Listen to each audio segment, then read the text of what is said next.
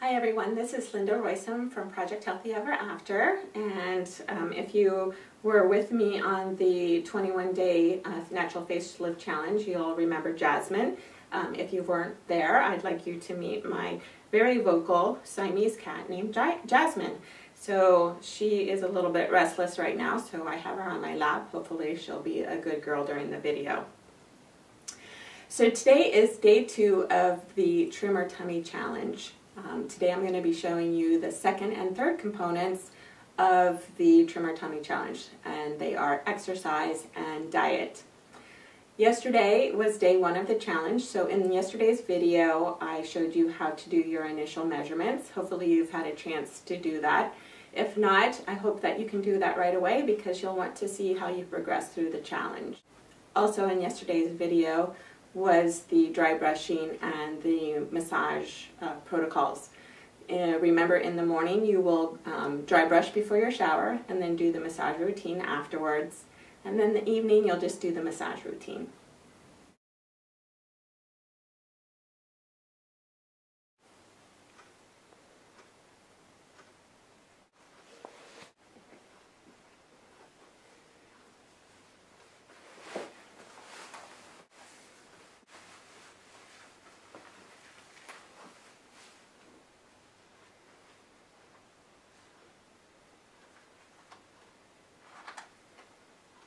My beautiful size 6 jeans, I haven't been able to get into them for a while, but they fit very nice until you get to this.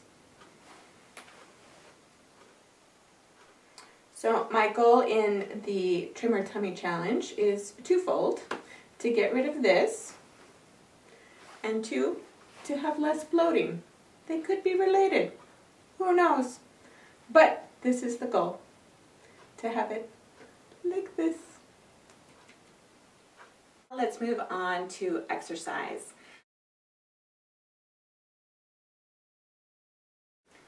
Exercise is really important for the Trimmer Tummy Challenge because unlike our circulatory system that has our heart to pump the blood through our body, the lymph system, which is our garbage collector, doesn't move unless we move. So we want to get moving, get the lymph moving so that it can help eliminate the toxins from our body. You should be doing aerobic exercises as well as abdominal exercises. Although I won't be showing you any cardiovascular exercises, you will need to do that, and that can be a variety of walking, running, jogging, whatever you can do to get your heart rate up.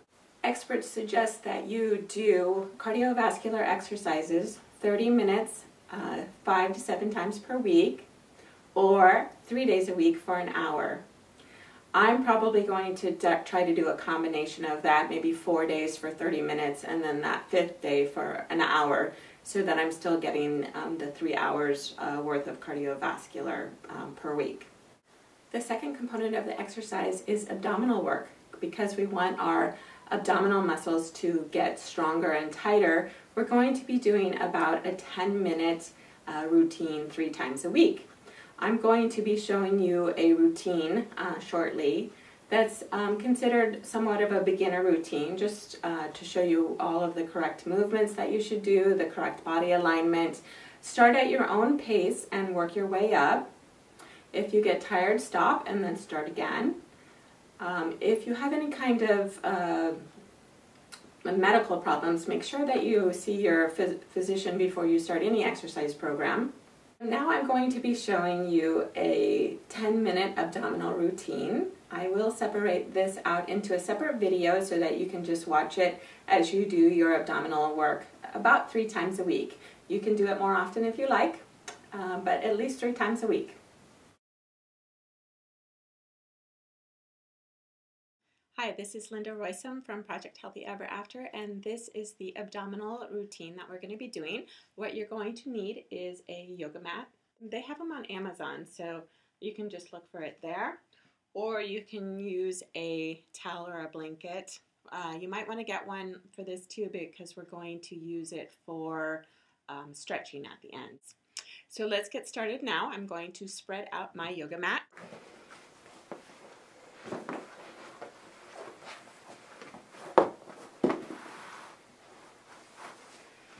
first thing you're going to want to do is lie down, and you want to keep your feet up so that you make sure that your hips and low back stay grounded on the floor. Hands are behind the head, and you're going to just lift up, looking towards the ceiling, and it's just going to be up and down, up and down, up and down. So we're going to try and do 50 of these. So you're exhaling on the way up, inhaling on the way down. So it's exhale, inhale.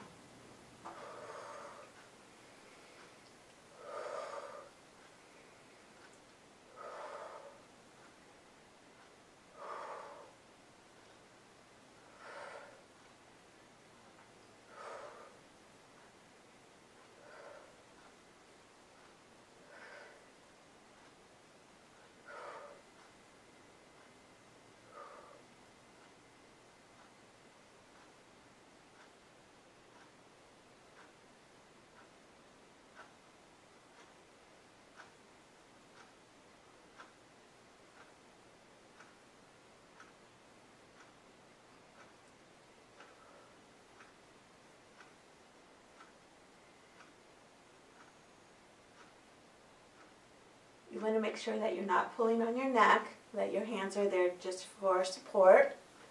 If you find you're pulling on your neck, you can cross your hands over your chest and do it that way. You should feel a nice burn through this upper abdominal region. Of course, I lost count now that we're talking, but we should be around 35, so we'll pick up there.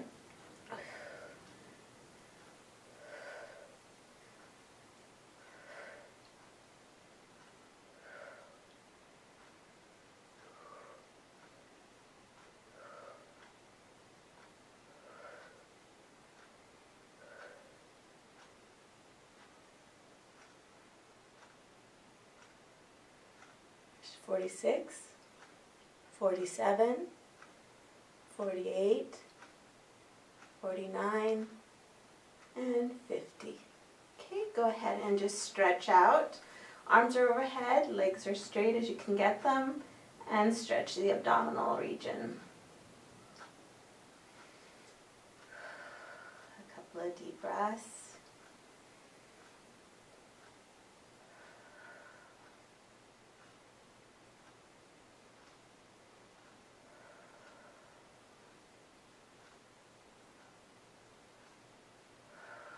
Okay, so now we're going to be doing the obliques.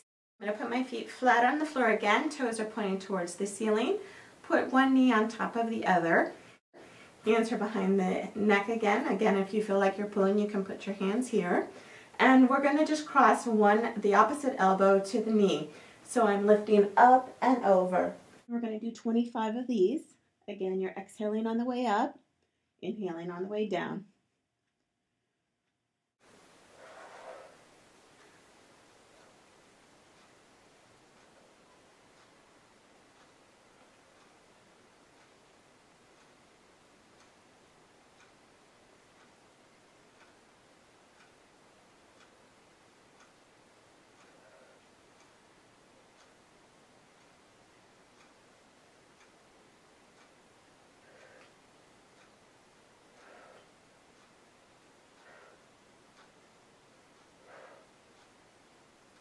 Twenty, 21, 22, 23, 24, and 25.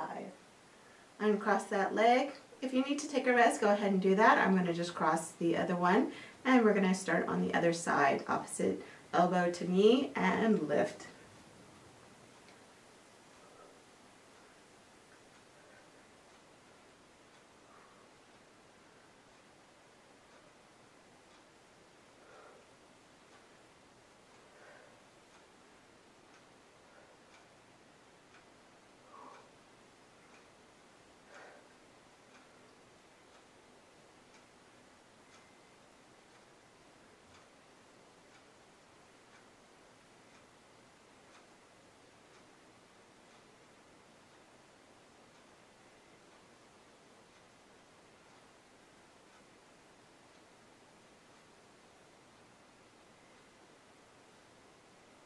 There's 21, 22, 23, 24, and 25. Go ahead and release down. Again, stretch out, stretching those abdominals. Take a deep breath in. Exhale. And again.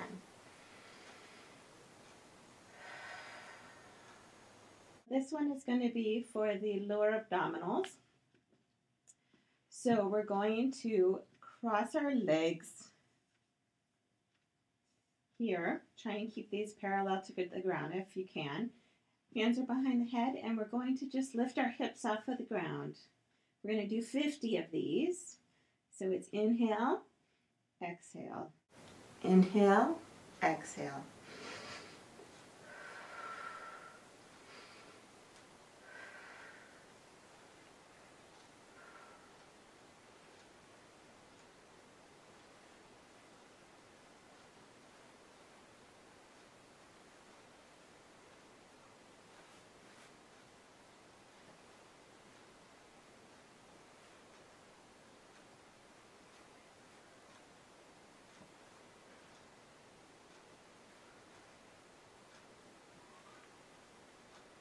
Try and go back to the original position that your legs are in. Knees are just parallel to the ground. And then bring it in. Try and control the movement so that you're not hitting that lower back. You should be rounding your back.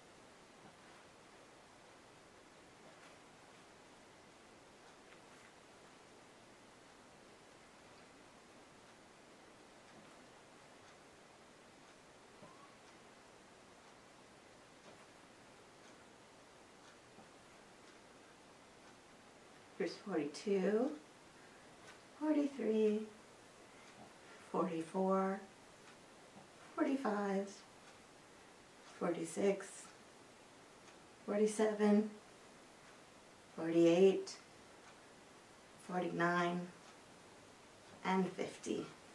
Again, lower those legs down. Arms are straight overhead and stretch.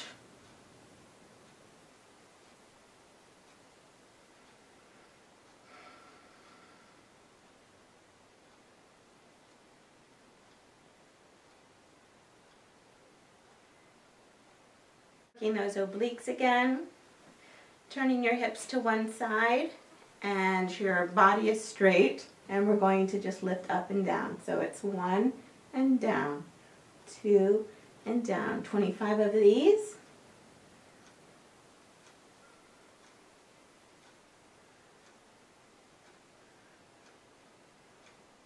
You'll notice that my shoulders are still on the ground, just my hips are torqued to the side.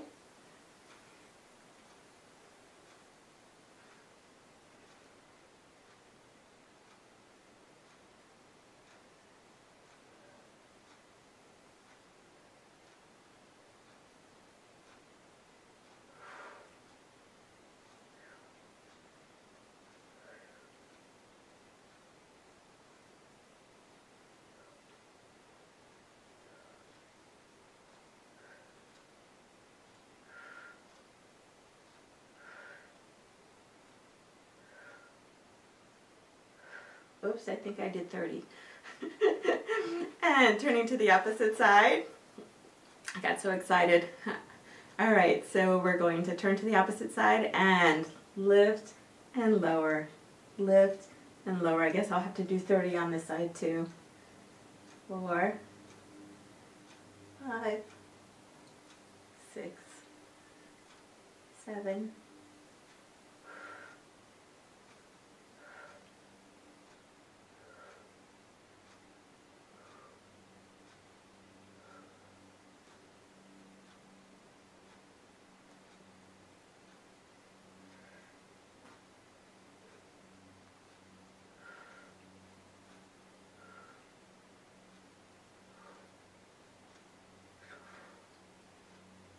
21, 22, 23, 24, 25, you have to do those 5 extra, 27, 28, 29, and 30. Bringing it down, legs go straight out, arms go straight overhead for a nice deep stretch. Okay, we're finished our abdominal routine for today, but what I wanted to show you is a nice big stretch for that. You're going to take up your rolled yoga mat, or you're going to use a blanket. You're going to put it right underneath your so that it hits right around the beginning of your abdominal region, so that this is kind of at an angle. Arms are overhead, and big stretch. You should feel the stretch through the whole abdominal region. And just take a couple of big breaths.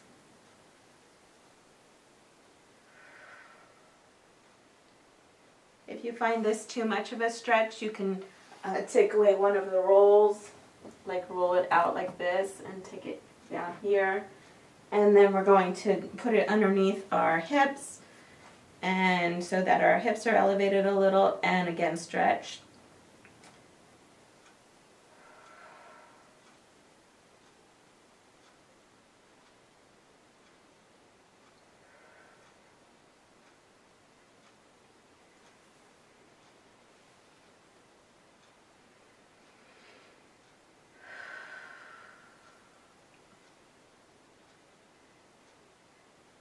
And you can just relax like this for a little minute or two. And when you're ready, you can go ahead and get up. Okay, so now that we've finished our exercises, our abdominal exercises for today, after you've stretched, you can get up and go about your day. Remember, you can incorporate more of this into your weekly routine, or you can just do it 3 days a week. This routine probably was just about 10 minutes long with the stretching involved. So do as much as you can to start and work your way up. In a few days or maybe a week, I will be putting up another video with a little bit different exercises so that you don't get bored. And remember, as we do exercises, our body gets used to it, so we want to change it up a bit occasionally too. Until next time, I'm Linda Roysum from Project Healthy Ever After.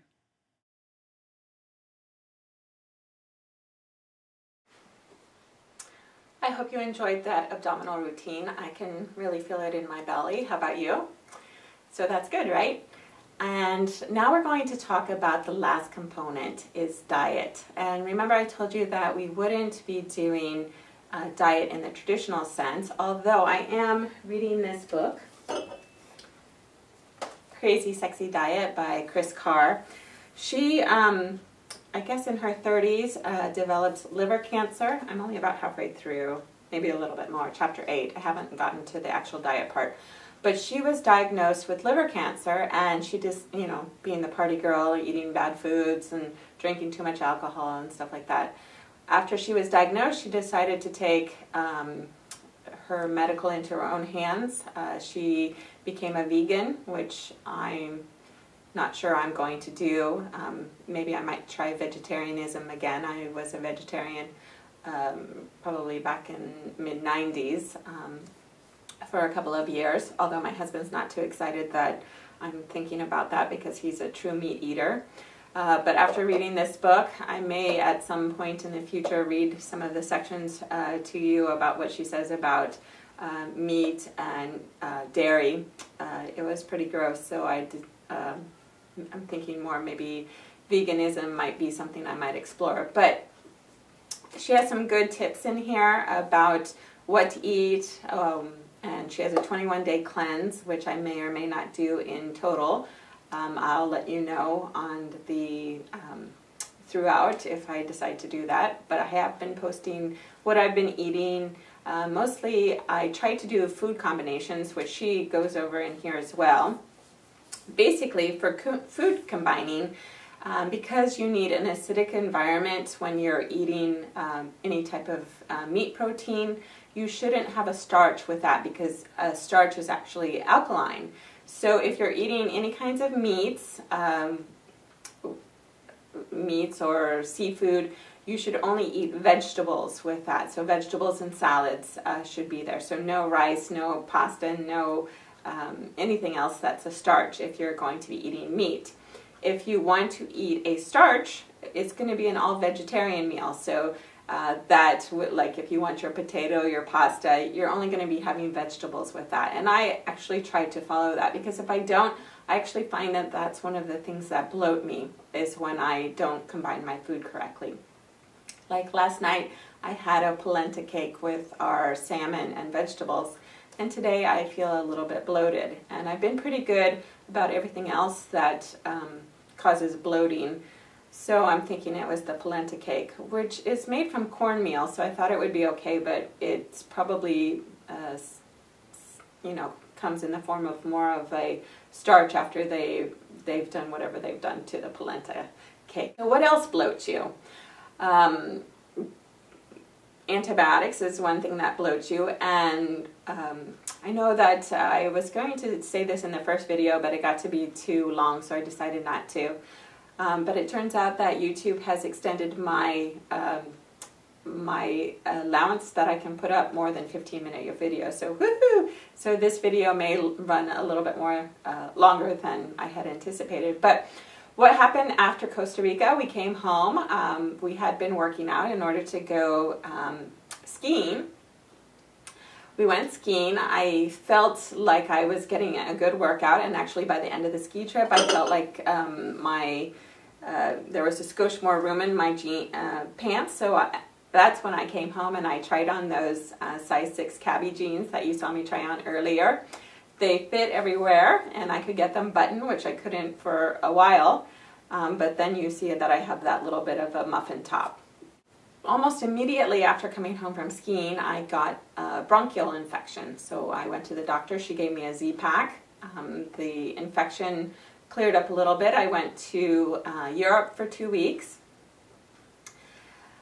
We did a lot of walking. I did have to eat some wheat. I did say earlier that I'm gluten sensitive, but I did have to eat some wheat because Paris and Luxembourg are not as gluten sensitive as we are here in the US, and I didn't have as many choices.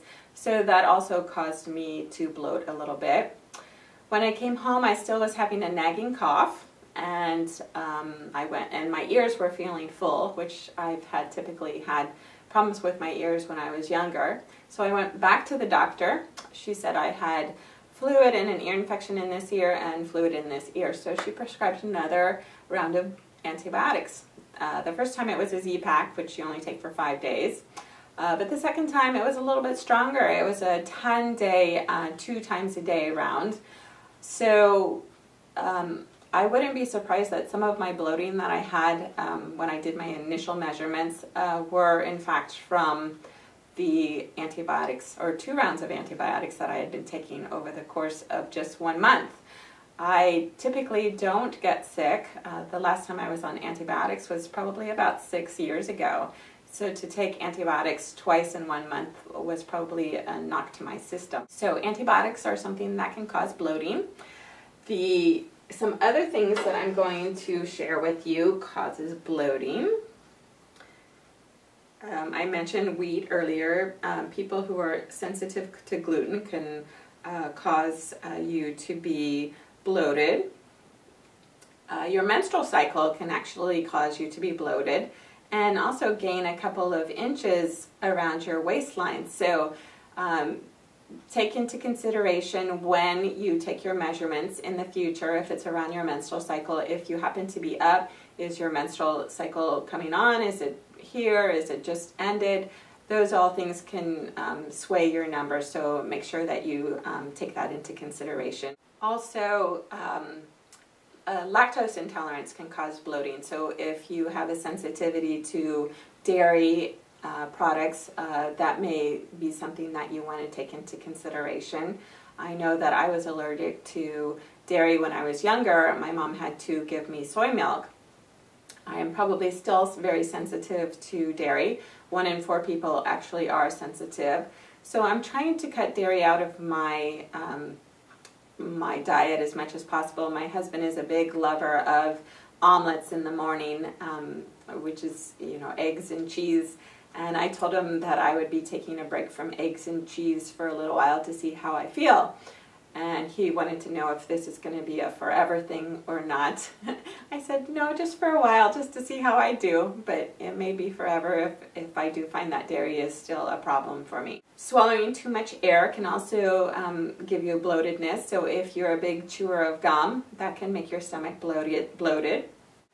Fizzy drinks, if you're a fan of carbonated drinks, Diet Coke, regular Coke, not only are they bad for your teeth, as I talk about this, as I just had a Diet Coke for lunch, they're also bad for bloating. So we'll have to see how I do tomorrow. But, you got to do what you got to do. You got to eliminate stuff slowly at a time, right?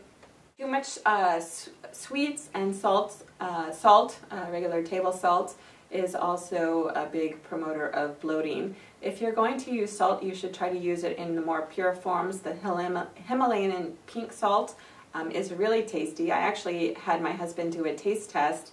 I gave him regular white table salt in one little lick, and then the pink Himalayan salt, and he preferred the pink Himalayan salt to the table salt, and he was actually really surprised. He didn't think that there could be a difference in taste, so we have totally switched to the pink Himalayan salt, and I think I got that at Trader Joe's, but I bet that they have it at Whole Foods as well. Earlier, dairy intolerances, so people, just milk and dairy in general can cause bloatedness. Starchy foods like potatoes and pasta, wheat and oat bran, foods sweetened with artificial sweeteners, such as soda, gum, and hard candy, bananas, peaches, apricots, pears, and raw apples. I'm a big lover of bananas every morning, so maybe that might be a cause of my bloating. Today I had kiwi instead, so we'll have to see how I do tomorrow, although I did have that Diet Coke for lunch. Raw apples, I do like raw apples too. Raisins and melons, prunes and prune juice, sodas, fruit drinks sweetened with fructose, beans and lemons, onions, green peppers, shallots and scallions, cauliflower, broccoli, Brussels sprouts, and peas.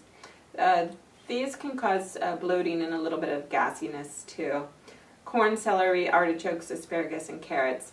These are all very fibrous, so if you're not used to eating a lot of fiber at one time, you may want to work your way up to it so that you're not so bloated. I do eat a lot of vegetables. I try to balance it out. I wouldn't say that I'm a vegetarian because I still do eat some meats.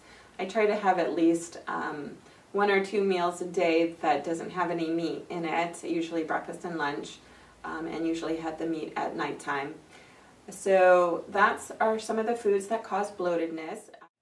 Oh my God, I can't believe I forgot to tell you another big bloater is meat, especially if you don't eat the organic variety. It has so much hormones in it, from what they feed them to the hormones that they express out when they know that they're going to the slaughterhouse, that those hormones are running through the meat, and sometimes it can cause the meat to stay in our gut for up to 5 days.